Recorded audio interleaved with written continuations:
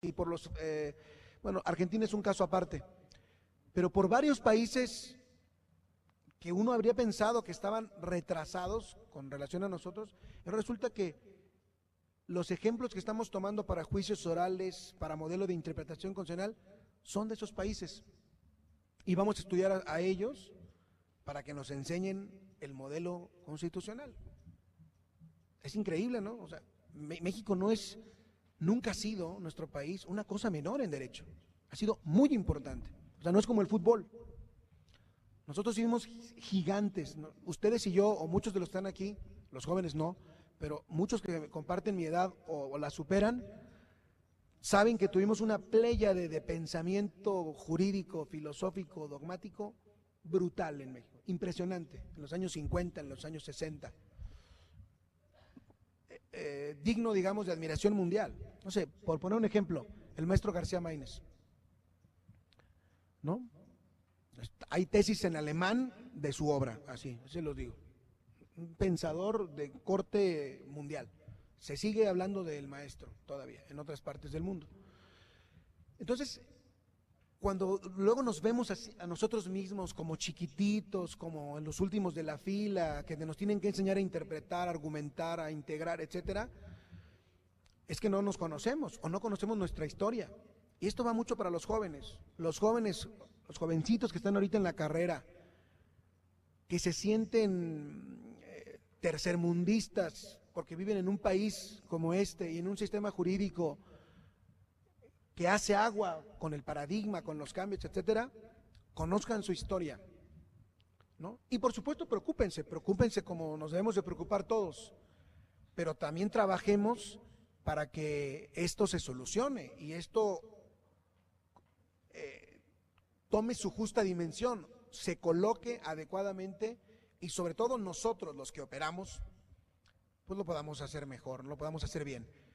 Porque con esto concluyo, el paradigma no está en el texto de la Constitución, el paradigma está en nosotros, en ustedes, en la cabeza de ustedes, en la preparación, en los programas universitarios, en la forma de enseñar el derecho, en la forma de trabajar con él.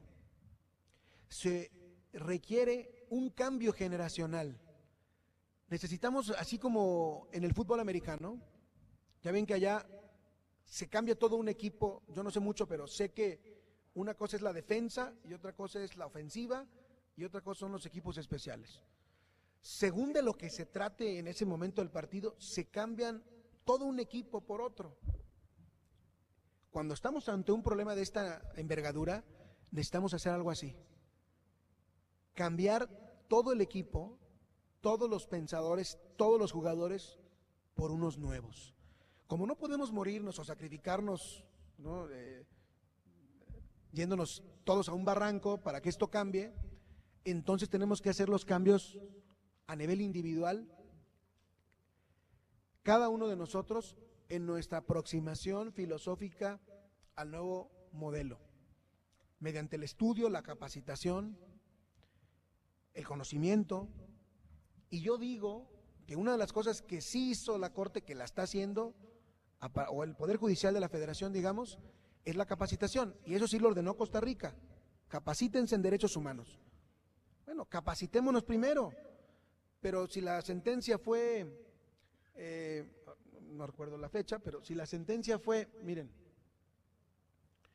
en noviembre del 2009, en 2 años cambiamos la Constitución, en 2 años no nos capacitamos todo un país, toda una generación de juristas en materia de derechos humanos. Hay bien pocos programas, casi contados con una mano a nivel nacional, programas universitarios que tengan la materia concreta de argumentación jurídica, de interpretación constitucional o de derechos humanos. No estamos capacitados, empezando por mí. Yo no tengo la capacitación que debería tener para enfrentarme a un paradigma en mi trabajo como secretario de Estudio y Cuenta, que debería tener para hacer mi trabajo. Y ahorita estamos nosotros en el momento de los problemas, estudiando, trabajando, leyendo. Porque no hubo una etapa de capacitación planificada, sensata, en la que aprendiéramos a hablar el idioma de los derechos. Si ustedes han aprendido algún idioma, si saben hablar otro idioma además de su lengua materna, sabrán que aprender cualquier idioma no es entrar y salir y uno ya sabe inglés o francés. Es un proceso lento que tiene sus etapas, sus fases, es progresivo y después de mucho esfuerzo uno dice, ya medio lo hablo, ya puedo una conversación, ya puedo escribir una carta. Es un proceso. Los derechos humanos son algo así como un idioma que hay que aprender primero a nivel teórico, filosófico, positivo, que conocer los tratados internacionales. Ni siquiera tenemos un censo claro de cuántos tratados ha firmado nuestro país y qué dicen y dónde están, etcétera. No hay una regla de reconocimiento de dónde están los derechos humanos en los tratados internacionales. Eso es lo que necesitamos conocer primero. Después de una capacitación, de un cambio subjetivo, es decir, de las personas, que nos ayude a entender y a filosofar y a teorizar de una nueva manera, ya podríamos haber empezado con los cambios constitucionales. Pero lo hicimos al revés, pues no tenemos de otra más que alcanzar al destino, alcanzar al paradigma, porque ya está ahí, ya está ahí. Y ya la Corte y los tribunales están empezando a ejercer el control difuso, a ejercer el control de convencionalidad. Ya los abogados, les dije hace rato, son los primeros, hay que decirlo así, que se pusieron las pilas, porque para ellos representa un modo de subsistencia. Y si cambian las herramientas, pues yo me capacito como abogado y en mis demandas no dejo de mencionar los derechos humanos y no dejo de conocer, importar tratado A, tratado B, y todas mis demandas las cubro de derecho internacional de los derechos humanos. Así está operando el abogado medio del país. Ellos hacen un negocio y curiosamente en todo el mundo el negocio no suele equivocarse. Si yo como de eso, pues me pongo a trabajar y a capacitarme en eso. Y si empiezo a ganar dinero con eso, me capacito más, y más, y más, y más, y más. Eso tenemos que hacer los jueces, porque no vamos a poder mañana con el paquete. Los jueces, todos los operadores jurídicos, tenemos que sensibilizarnos y trabajar en nuestra capacitación en primer lugar. Muy bien, si queda un tiempo, porque creo que me desfasé, no sé, estoy abierto a sus preguntas.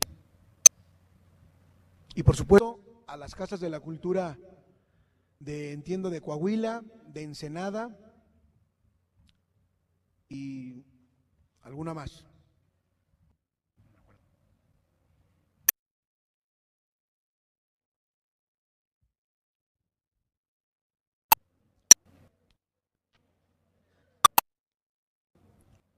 Este momento presentante, cada uno, si se dio a entender o a aborrecer. Por ahí tiene una pregunta.